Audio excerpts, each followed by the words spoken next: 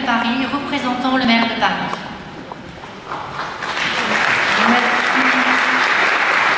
Merci et bienvenue dans cet hôtel de ville de Paris. Et je suis heureuse d'être présente ces années encore auprès du comité Laïcité et République, avec bien sûr mon ami Patrick Kessel, avec les présidents du jury, le président Pierre Berger, que j'ai plaisir à retrouver chaque année ici, et Charles, que j'ai un plaisir tout particulier à accueillir aujourd'hui.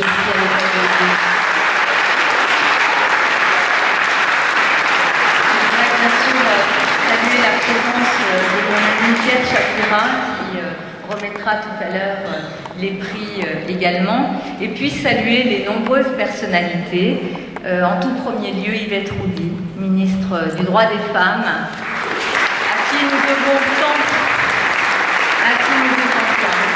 Je voudrais saluer les parlementaires, je vois Onisso et je vois Barry Zacharie qui doit être, voilà, là aussi. Je voudrais saluer les grands maîtres qui sont présents et également la grande maîtresse de la loge féminine qui est ici présente et sa prédécesseur.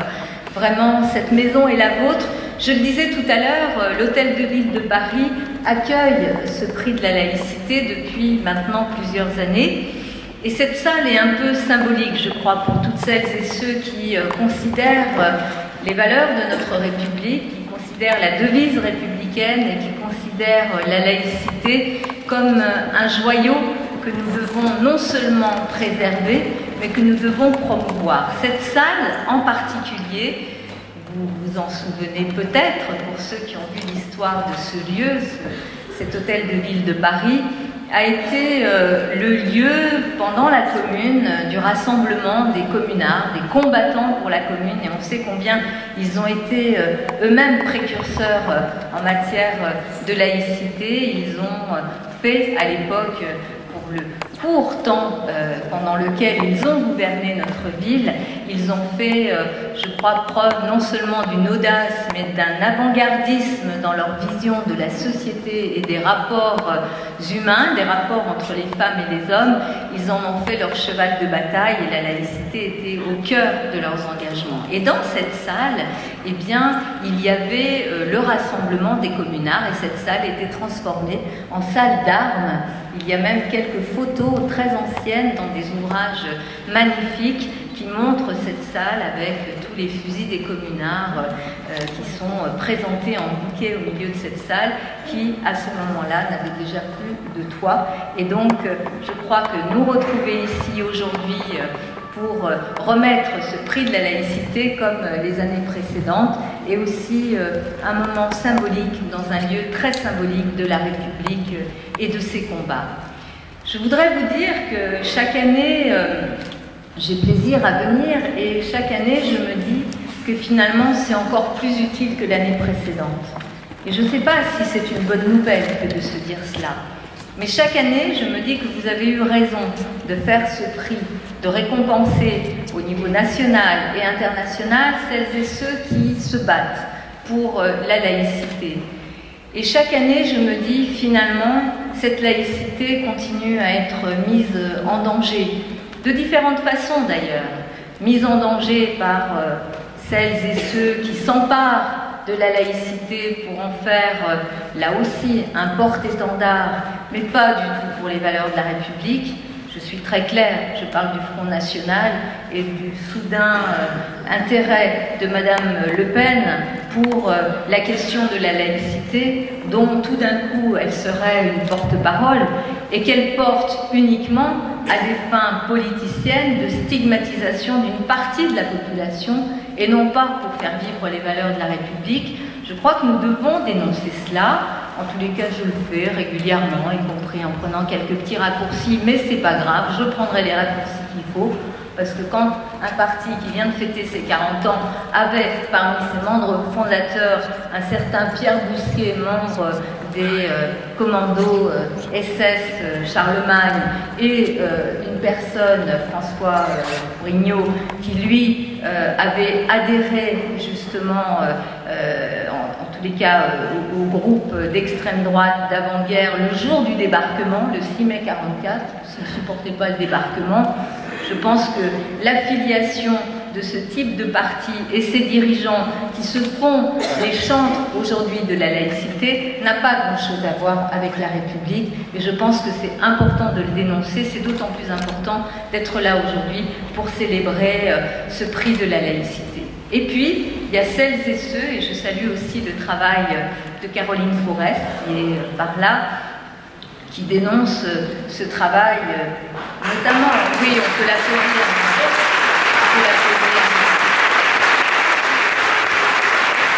qui dénonce là aussi une autre approche assez sournoise autour du multiculturalisme, qui serait fait de tolérance des différences culturelles, qui justifierait finalement que l'on accepte au nom des différences culturelles un certain nombre de conséquences très concrètes. Je pense à la question effectivement du voile dans les lieux publics, je pense à la question de l'excision, qui sont des combats portés par les femmes du monde entier.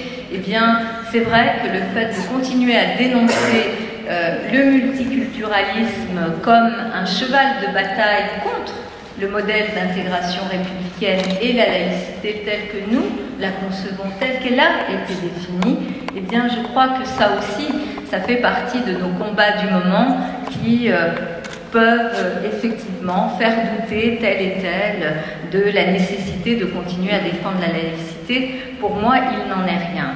Et puis, chaque année, ces différentes années, vous avez salué, récompensé, cette année encore, des femmes pour leur combat, soit en France, soit à l'étranger. Et je trouve que c'est extrêmement clairvoyant, et cela illustre très bien pourquoi il faut défendre la laïcité, notamment quand on est une femme. C'est que les attaques principales à la laïcité se font contre les femmes.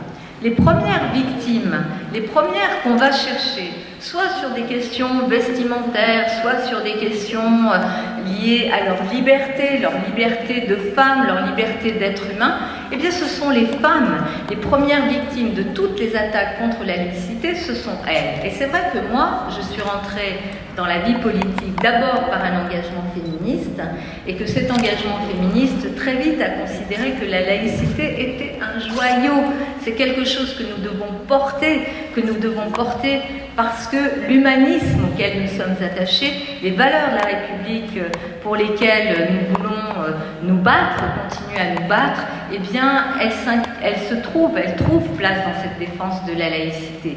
Ça me paraît très important.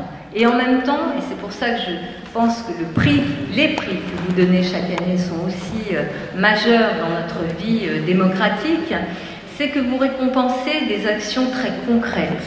Et je pense que peut-être pendant plusieurs années, nous nous sommes contentés à tort de discours incantatoires sur la question de l'intégration républicaine. Et la question de l'intégration républicaine, les valeurs de la République ne peuvent pas se contenter de discours.